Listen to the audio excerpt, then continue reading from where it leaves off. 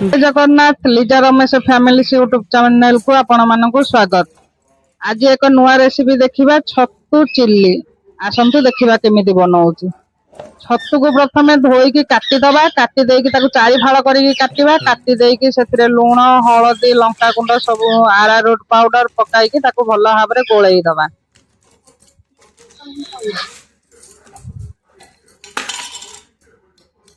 सेथिरे किछि गोलमरीच गुंड भी पकाइबा।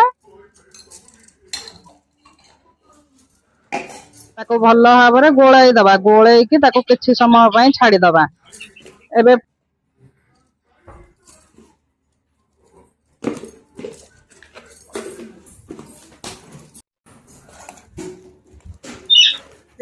गोळेईना चिल्ली पाई एठी मु दीटा कैप्सिकम नै जाईची। ताको धोई कैप्सिकम टमाटो को धोईकी नै जाईची एवं पियाज लंका अदा रसुण ए सब को नै जिवा। कैप्सिकम को टिके बड़ बड़ साइज करके काटिबा। दीटा को कैप्सिकम मु एंती काटिकिना रखी देईची। तापर टमाटो को मध्य एंती बड़ बड़ साइज करके काटिकी रखी दबा। तापर नबा एबे पियाज, पियाज को मध्य सेमिति बड़ बड़ साइज रे काटिबा। चिल्ली रे बड़ बड़ साइज रे काटिकी सब्जी पकाइले तार टेस्ट भल आसी थाए। सेथि पई आमे ताको बड़ बड़ पाटिकी काडू काडू पे लागे, ताको सेथि पई मु बड़ बड़ साइज रे काटी देईची। आपनको पसंद हिसाब रे आपण छोट बड़ भी करि परिबे, किंतु प्राय तो सब चिल्ली रे बड़ बड़ साइज रे काटिकी ही पका हुए। तो एबे नबा आमे लंका, लंका को छोट छोट करी काटी दबा। मैं कटर रो व्यवहार करथिली, ताको छोट छोट करी काटी देईची। रसुण को छड़ेई के नै जाईची। 3 मुदा रसुण नैची, से रसुण को एमती छोट छोट पीस करके काटिकी ना रखी देबी। एबे सब जाक रसुण काटिकी ना रखी देईची। एबे जिबा अदा काटिबा, अदा को ताको छोट छोट करके एमती काटिकी रखी दबा। अदा रसुण लंका ए सब पूरा छोट छोट पीस रे ही कटा हबो।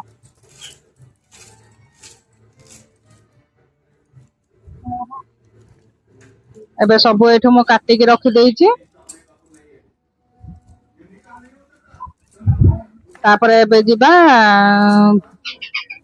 गैस पाखको, गैस रे गोटे कड़ाई बसाई दबा। कड़ाई बसाई ताको गरम कर दबा। एबे तो तेल गरम हे जाईची, सेथिरे मैरिनेट करके रखिथिबा छत्तू को पकाई के छाणी दबा। ताको भल भाबरे क्रिस्पी होला जाय छाणीबा।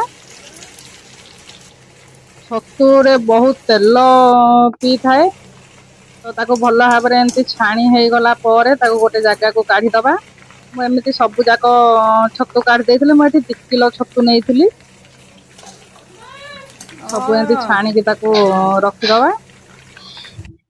रखी सारला परे आ गोटे कड़ाई बसाइबा, सेठे पकेबा किछि तेल।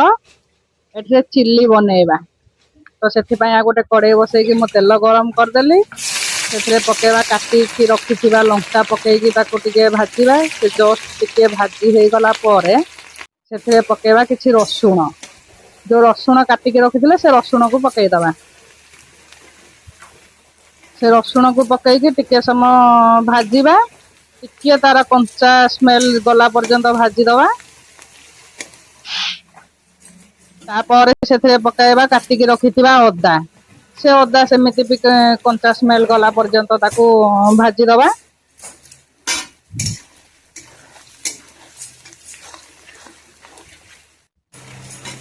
से भाजी हे गला परे तापरे पकाइबा काटी के रखिथिबा पियाज।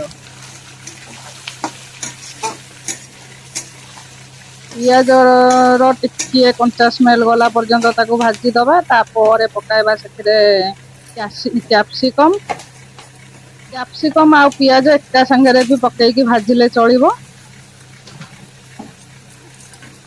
ताको एमिति बेसी समय ना, जस्ट 3 मिनिट भाजी दबा। भाजी देला परे सेथिरे पकाइबा किछि टमाटो, ଏମିତି ଭାଜିଦେଲି। ଏବେ ସେଥିରେ ପକେଇଦେଲି ଟମାଟୋ। ମୁଁ ଏଠି 4ଟା ଟମାଟୋ ନେଇଛି। ଯେହେତୁ ମୁଁ ଏଥିରେ ସସ୍ର ୟୁଜ୍ କରିବି, ସେଥିପାଇଁ ମୁଁ ଛୋଟ ଛୋଟ 4ଟା ଟମାଟୋ ନେଇଛି। ତାପରେ ସେଥିରେ କିଛି ପକାଇବା ମସଲା। ମସଲାରେ ମୁଁ ୟୁଜ୍ କରିଛି ଲୁଣ, ହଳଦୀ, ଲଙ୍କାଗୁଣ୍ଡ, ଗୋଲମରିଚ ଗୁଣ୍ଡ। ତାପରେ ସେଥିରେ ପକାଇବା ଟମାଟୋ ସସ୍। ଟମାଟୋ ସସ୍ ନିଜ ସ୍ୱାଦ ଅନୁସାରେ ପକାଇବେ। ଚିଲି ସସ୍ ବି ନିଜ ସ୍ୱାଦ ଅନୁସାରେ ପକାଇବେ। କମ୍ ବେଶୀ ଯିଏ ଯେମିତି ବି କରିପାରିବ। ତାପରେ ସେଥିରେ ପକାଇବା କିଛି ସୋୟା ସସ୍। ସୋୟା ସସ୍କୁ ପକାଇ ଦେଇକି ତାପରେ ତାକୁ ଭଲ ଭାବରେ ଘାଣ୍ଟି ଦେବା। ଏବେ ତ ଘାଣ୍ଟି ହେଇଗଲାଣି। ତାପରେ ସେଥିରେ ପକାଇଦେବା ଛାଣିକି ରଖିଥିବା ଛତୁ।